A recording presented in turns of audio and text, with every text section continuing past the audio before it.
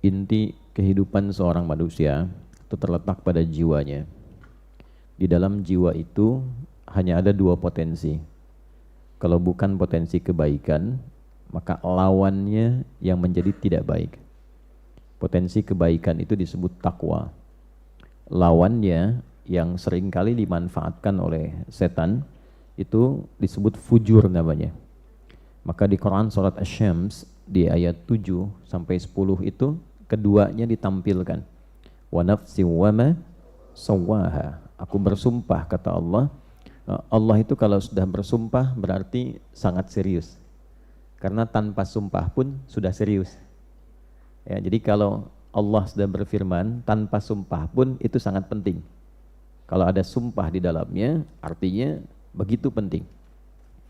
Nah, saking pentingnya kita mengenali diri kita dan mampu mendalami tentang keadaan jiwa kita supaya tidak sakit jiwanya. Ya, supaya tidak sakit apa?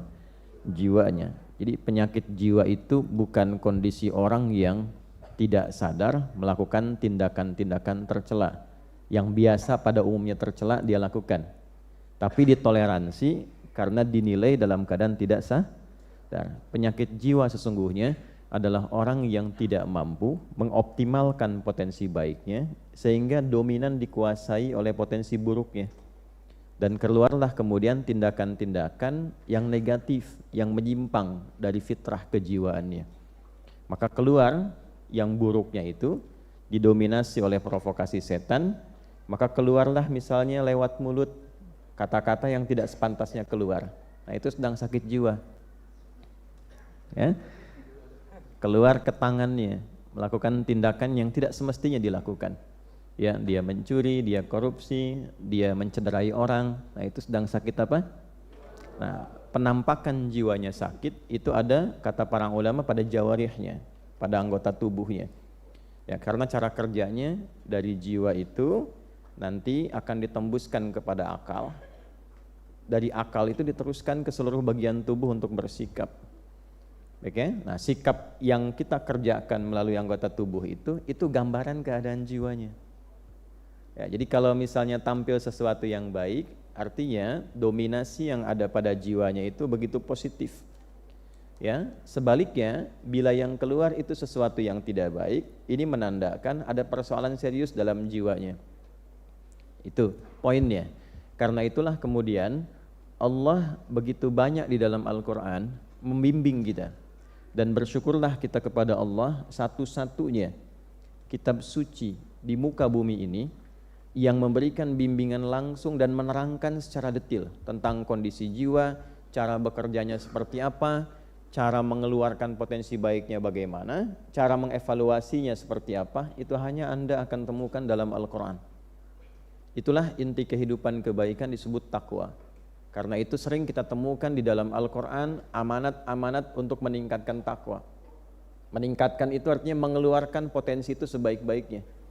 Meningkatkan jiwa yang baik untuk dibawa ke lisan, dibawa ke mata, dibawa ke telinga, dibawa ke tangan, dibawa ke kaki. Nah, untuk mengeluarkan potensi takwa itu kan butuh cara kan? Sama dengan kita mengeluarkan potensi ilmu harus belajar kan? Caranya belajar dengan membaca, menganalisis, memahami dari mulai pendidikan anak usia dini, kelompok bermain KB, TKA, TKB, habis itu S semua kan? SD, SMP, SMA, S1, S2, S3, S4, kerupuk 2 kan? Dingin semua tuh. Itu adalah cara. Nah, cara itu dalam bahasa Arab kalau dia luas, besar, itu disebut dengan syariat. Dari kata syari' artinya jalan. Bagaimana cara Bapak Ibu datang ke Masjid An-Nur ini? Melewati jalan. Nah, jalanan luas itu disebut syari' namanya. Kalau jalannya itu kecil, kadang berliku, itu thoriq namanya. Jelas ya? Nah, syari' jalan yang luas. Anda kesini caranya melalui jalan itu. Kita belajar pengetahuan melalui jalan menuntut ilmu. Nah, sama cara kita meningkatkan takwa, mengeluarkan butuh cara. Nah, cara kalau dikumpulkan dalam bentuk ajaran disebutnya syariat namanya. Maka kita temukan di dalam istilah Islam itu ada syariat. Syariat Islam, syariat itu cara kita meningkatkan takwa supaya takwa itu keluar membuat diri kita semakin lebih baik. Jadi orang itu kalau sudah berislam, mengerjakan syariat pasti jadi baik. Tidak ada orang Islam yang tidak baik, kecuali yang mengatakan dirinya muslim tapi tidak mengerjakan jalannya, sehingga tidak mampu berislam dengan cara yang baik. Bapak Ibu boleh cek, saya kan sering katakan di berbagai kesempatan, kenapa Islam itu ketika dituntun oleh Nabi Muhammad SAW dan dipraktekkan, dituntun dan dipertontonkan di kalangan masyarakat, dipilihkannya oleh Allah di tingkat kriminal yang tertinggi pada masa itu, sehingga disebut jahiliyah. Kenapa tidak di tempat orang-orang yang mungkin sebagiannya ada yang baik gitu, tapi dipilihkan yang memang tingkat kriminalnya paling tinggi untuk menunjukkan betapa istimewanya Islam itu. Bisa merubah orang yang tingkat kriminal tertinggi, titik nadir bahasa kerennya itu, yang paling buruk, tiba-tiba bisa berubah, bertransformasi bahasa kininya, menjadi pribadi terbaik yang kebaikannya melintasi zaman. Dikenal sampai sekarang. Padahal belum pernah ketemu. Ya kan? Pernah ketemu Umar enggak? Bukan Umar yang jualan soto itu bukan ya. Umar bin Khattabnya, belum pernah kan? Ya, tapi kan sampai hari ini kita dapati namanya kan, sampai nama itu diduplikasi, ditiru. Pengen punya nama anak ya, namanya Abu Bakar. Pengen punya nama anak Umar. Ada nggak yang namanya Abu Dzar Al-Ghifari? Ya, padahal Ghifar itu dulu itu adalah kota begal. Ya, jadi semua orang yang suka begal itu di kampung Ghifar. Al-Ghifari itu artinya kampung begal. Ya.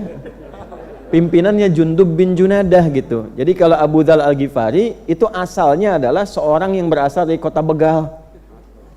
Tapi banyak kan yang pengen pakai nama itu. Karena setelah masuk Islam, tiba-tiba beliau berubah jadi orang baik, yang kebaikannya luar biasa, dan merubah kampungnya dari kampung begal menjadi kampung terbaik di masanya. Dan itu viral, sehingga bangga dengan nama daerahnya. Itu sebabnya kalau orang baik itu jadi begitu baik dan dikenal kebaikannya, maka ada cahaya di kampungnya, sehingga warga kampung merasakan cahaya itu, dan nama kampungnya pun berubah jadi baik. Nah demikianlah kemudian kita, kalau mampu kita mengeluarkan sifat-sifat kebaikan dalam wujud takwa itu dengan jalan syariat. Apa syariat itu wujudnya? Itu yang kita sebut dengan ibadah. Karena itu dalam sholat ada takwa, dalam puasa ada takwa, dalam umrah haji ada takwa. Dzalikal kitabu la hudal lil. Nah, siapa mutakin orang takwa itu? Ayat 3-nya. Alladzina yu'minuna bil ghaibi wa yuqimunas. Nah, jadi ketika ibu, saya, kita diminta menunaikan sholat, bukan ingin memberikan beban, tapi sholat itu akan merubah kita menjadi pribadi yang lebih baik. Itulah sebabnya ketika ada orang bertanya, kenapa saya mesti sholat? Allah langsung jawab, innas sholata tanha 'anil fahsya wal munkar. Sholat itu kalau benar dikerjakan mampu membebaskan pelakunya, orang sholat itu, dari dua sumber keburukan, baik fahsya ataupun munkar.